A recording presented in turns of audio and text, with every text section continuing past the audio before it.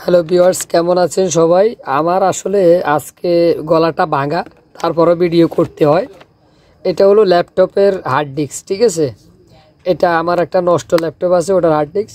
তো ভিউয়ার্স, এই যে ল্যাপটপের হার্ড ডিস্কটা, এটা আমি আজকে আমার যে পিসিতে ইউজ করব। তো এটা ইউজ করার জন্য আমরা দুইভাবে ইউজ করতে পারি। একটা হলো ইন্টারনাল, একটা হলো এক্সটার্নাল। ইন্টারনাল হলো ডাইরেক্ট মাদারবোর্ডের সাথে কানেক্ট করে SATA কেবল এবং পাওয়ার কেবল দিয়ে আমি দেখাই। তো ভিউয়ার্স, এটা হলো SATA কেবল, ঠিক আছে? আর এটা হলো পাওয়ার কেবল। এটা হলো এই হার্ড ডিস্কটা, এটা ল্যাপটপের হার্ড ডিস্ক। এটা যদি আপনি আপনার পিসিতে ইউজ করতে চান তাহলে দেখেন, এই যে এই জায়গাটার মধ্যে আপনার SATA কেবল লাগাতে হবে। আর এই পাশে যে ঘরটা আছে এটায় পাওয়ার কেবল দিতে হবে। এই যে এবার আপনি আপনার পিসির যে মাদারবোর্ডে এই SATA কেবল কানেকশন করবেন। অর্থাৎ যে মাদারবোর্ডে যে দেখবেন এখানে 6টা বা 4টে এরকম পোর্ট থাকে, ওই পোর্টগুলো SATA কেবল SATA লেখা আছে। ওই পোর্টগুলোতে আপনার মূলত আমাদের যে কম্পিউটারে যে হার্ড ডিস্ক এবং সিডি ডিভিডি রাইডার, এগুলো আমরা ওই জায়গা থেকে কানেকশনগুলো দিই। ওগুলো SATA কেবলও আছে, দেখবেন ওখানে লাগানো পোর্টগুলোতে। ওখানে 2-1টা পোর্ট খালি থাকে, ওখানে আপনি এই SATA কেবল ইউজ করতে পারবেন, ঠিক আছে? আর এটা হলো পিসির যে পাওয়ার সাপ্লাই, ওটাতে এরকম এটা লাগানোর জন্য যে ঘর পাবেন আপনি, আপনার যে কর্ড পাবেন ওটাতে আপনি কানেকশন করবেন, ঠিক আছে? তাহলে দেখবেন যে হার্ড ডিস্কটা আপনার পিসিতে শো করবে। এবার আসি, আপনি যদি এভাবে আপনার কাছে একটু সমস্যা মনে হয় তাহলে আরেকটা ওয়ে আছে। যেমন আমি দেখাই, আপনার মাদারবোর্ডের ওই জায়গাটা আপনি চিনেন না, কোথায় এই SATA কেবল লাগাবেন। সেই ক্ষেত্রে বাজারে এরকম একটা কনভার্টার পাওয়া যায়। দেখেন, এই যে এটা বেশি না, এটার দাম আপনার 200-250 টাকার মতো নেয়। এটা ইউএসবি সিস্টেম, ঠিক আছে? এটাতে আপনার এই যে দেখেন, এখানেও লেখা আছে SATA। এই যে দেখেন IDE SATA। এখানে আপনি কি করবেন, ওই যে আপনার যে হার্ড ডিস্কের যে SATA কেবল, এটা এখানে লাগিয়ে দেবেন। এই যে দেখতে পাচ্ছেন। আর এটা ইউএসবিতে লাগাবেন, কম্পিউটারের যে ইউএসবি গার্ড, ওটাতে এটা লাগাবেন। আর এটা হলো আপনার ওই যে পাওয়ার সাপ্লাই, যেটা পিসির ওই পাওয়ার সাপ্লাইতে এটা কানেকশন করবেন। অর্থাৎ এখানে 5 ভোল্ট পাওয়ার দিতে হবে। এই 5 ভোল্ট আপনাকে পিসি থেকে দিতে হবে, ঠিক আছে?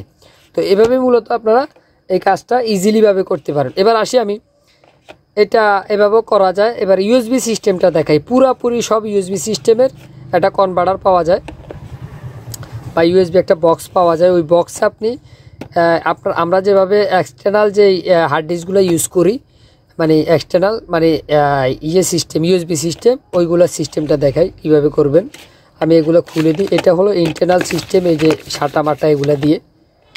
তো আমরা যদি এক্সটার্নাল ইউজ করতে চাই ইউএসবি দিয়ে, তাহলে এই যে দেখতে পাচ্ছেন WE আপনার এলিমেন্ট, এটা জাস্ট হলো বক্স, এই যে হার্ড ডিস্কটা রাখার একটা বক্স।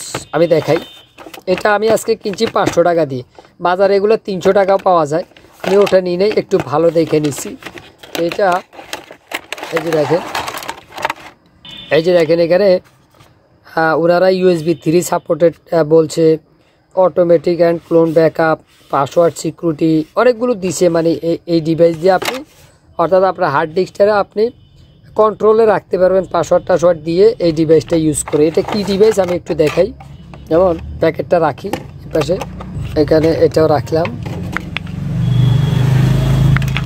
এই যে দেখেন, এখানে ছোট্ট একটা সার্কিট দিছে, আর একটা বক্স, আর এখানে একটা USB কেবল। এবার আসি আমাদের এই যে হার্ড ডিস্কটা, এটা আমরা প্রথমে কি করতে হবে, এটা লাগাতে হবে। এই যে এখানে এই যে সার্কিটটা, এটা এখানে ফিটিং করতে হবে। এই যে দেখতে পাচ্ছেন, এটা ফিটিং করলাম। ফিটিং করার আগে একটা বিষয় মাথায় রাখতে হবে, এই যে এখানে যে আপনার পিনগুলো আছে, হ্যাঁ, SATA কেবলের এবং পাওয়ার কেবলের পিনগুলো ভালোভাবে পরিষ্কার করবেন।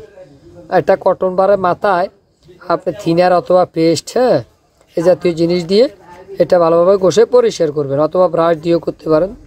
তারপরে টিস্যু দিয়ে মুছে এটা লাগাবেন, ঠিক আছে? এই যে দেখেন, এই যে লাগাইলাম। এবার এটা লাগানোর পরে এটা ফিটিং করবেন। এই যে বক্সে আমি ফিটিং করতেছি, দেখেন এখানে ফিটিং করার পর এই গার্ডটা এই জায়গা দিয়ে এখানে ছিদ্র আছে, এই যে এই ছিদ্র বরাবর সুন্দরভাবে বসাবেন, ঠিক আছে। এইটাতে আগে লাগাবেন, আবার ওইটাতে লাগাইয়েন না, এইটাতে লাগাইতে গেলে আপনি আউলেই ফেলবেন, ঠিক আছে। এটাতে দেবেন, এই যে তারপর এখানে যেই এই ভাঙা যে গার্ডটা কাটা আর কি, এটা দিয়ে এটাকে চাপ দিবেন। এটা একটা লক সিস্টেম, এই যে দেখেন পুরাটাই লক, ঠিক আছে। এই যে দেখেন এখানে এখন এই যে গার্ডটা কি সুন্দর দেখাচ্ছে, মানে আমরা যে এক্সটার্নাল যে হার্ড ডিস্কগুলো ইউজ করি তোশিবা বা বিভিন্ন কোম্পানির, এগুলোর মতো অনেকটা লাগে। এবার এই যে দেখেন এই পিনটা, এখানে একটা হলো আপনার SATA কেবলের কাজ করে, আর একটা হলো পাওয়ার কেবলের কাজ করে, অর্থাৎ এখানে দুইটা সাইড আপনি হিসাব করে এটা লাগাবেন। এই যে লাগালাম, ঠিক আছে। এবার এই ইউএসবিটা জাস্ট আপনি আপনার পিসিতে ইউজ করবেন, ঠিক আছে। তো পিসিতে ইউজ করার পরে হার্ড ডিস্কটা ভালো হলে আপনার পিসিতে অটোমেটিকলি চলে আসবে, এক্সটার্নাল হার্ড ডিস্ক যেমন করে আসে সেম টু সেম ওইভাবে। তারপর আমি দেখাই আমার পিসিতে লাগিয়ে, যদি আসে তাহলে তো দেখলিনি ভালো কথা, আর না আসলে আমি বুঝতে হবে আমার হার্ড ডিস্কে প্রবলেম আছে।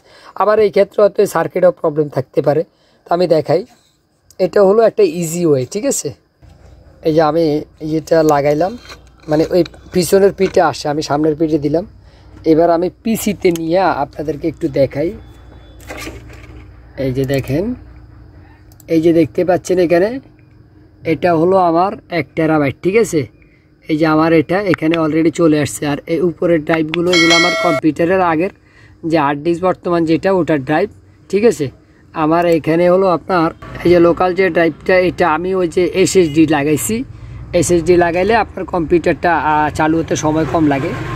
আরও আদার্স উইন্ডোজটা SSDর মধ্যে দিলে আর আপনার হার্ড ডিস্কের মধ্যে বাকিগুলো রাখলেন, সেই ক্ষেত্রে আপনার রিস্ক কম। তো এই যে এক্সটার্নাল যেটা এটা দেখতে পাচ্ছেন, এই যে এখানে চলে আসছে অলরেডি, এই যে 1000, মানে আমার এটা 1 টেরা আর কি। তো এটাই আর কি মূলত, ঠিক আছে। তো আপনারা এইভাবে ইউজ করতে পারবেন, এটা খুব ইজিলি ইউজ করা যায়, ঠিক আছে। তো সবাই ভালো থাকবেন, আল্লাহ হাফেজ।